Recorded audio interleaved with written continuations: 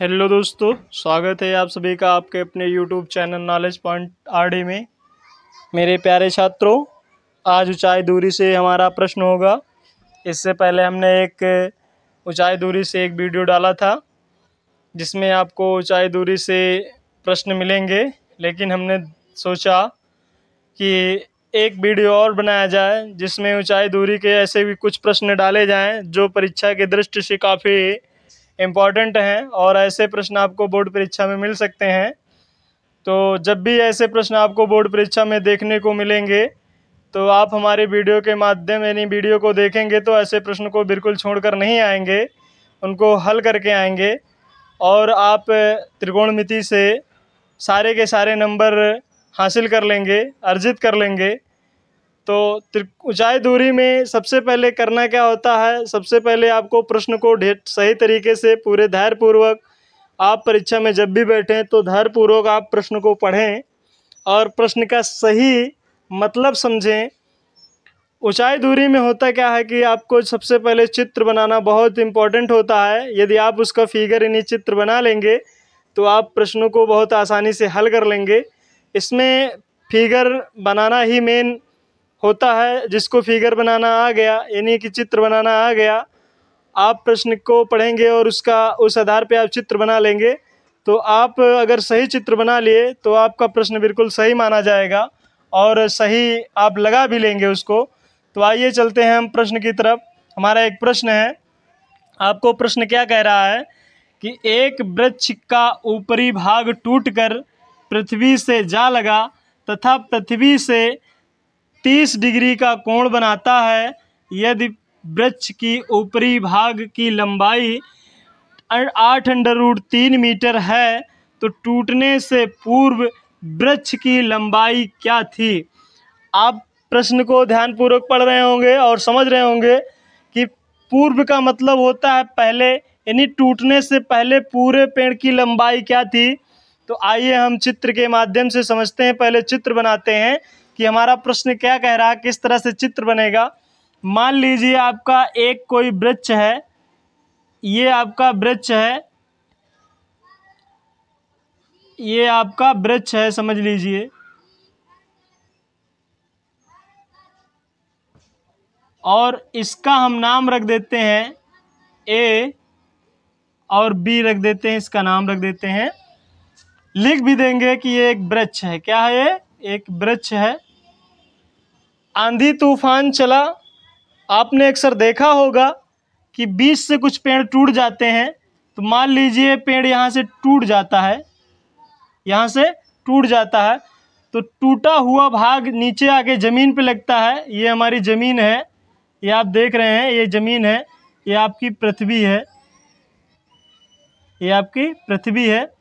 तो जो टूटा हुआ भाग है वो पृथ्वी पर आके लगता है, यहाँ पे लग गया, ये पृथ्वी पर, ये पृथ्वी हमारा पृथ्वी पे लग गया। इसको हम मान लेते हैं सी बिंदु पर लग गया। कहाँ पे लग गया? सी बिंदु पर, सी बिंदु पर लग गया और डी बिंदु से टूट गया, डी बिंदु से टूट गया। तो आप इसमें देख रहे होंगे कि एक ये त्रिभुज हमारा बन रहा है, एक एंगल, और कितने अंश का कोण बना रहा है यहाँ पे पृथ्वी पर? 30 अंश का कोण बना रहा, 30 डिग्री का कोण बना रहा है। तो टूटा हुआ जो भाग है, ऊपरी भाग की लंबाई है 8√3 मीटर है, 8√3 मीटर है। तो जो टूटा हुआ भाग है ये वाला, वही तो भाग आके यहाँ पे लगा है। तो ये भी क्या हो जाएगा? 8√3 मीटर हो जाएगा, 8√3 मीटर हो जाएगा। अब वृक्ष की इतनी तो लंबाई पता है, लेकिन इतनी लंबाई हमें नहीं पता है।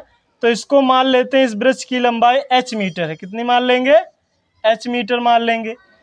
तो पूरे वृक्ष की जो लंबाई होगी वो आपको क्या होगी? पूरे वृक्ष की लंबाई h + 8√3 मीटर होगी।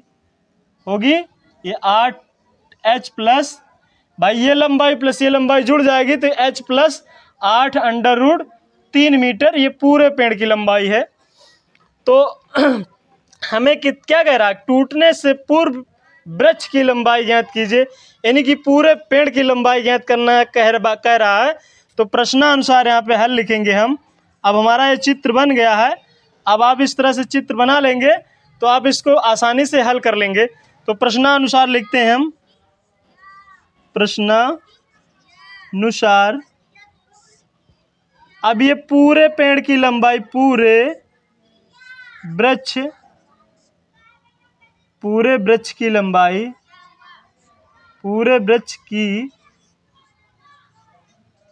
लंबाई h प्लस 8√3 मीटर है। माना पूरे वृक्ष की लंबाई h प्लस 8√3 मीटर है। तो अब त्रिभुज बन रहा है। देखो ए भुजा पता है, ये भुजा पता है, यानी कि लंब पता है और कर्ण पता है। लंब बटे कर्ण किस में होता है? तो इसमें साइन में होता है।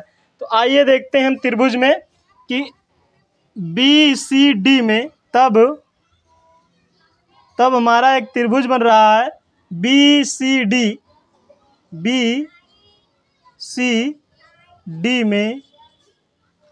BCD में ये भुजा पता है, ये भुजा पता है, यानी लंब बटे कर्ण पता है।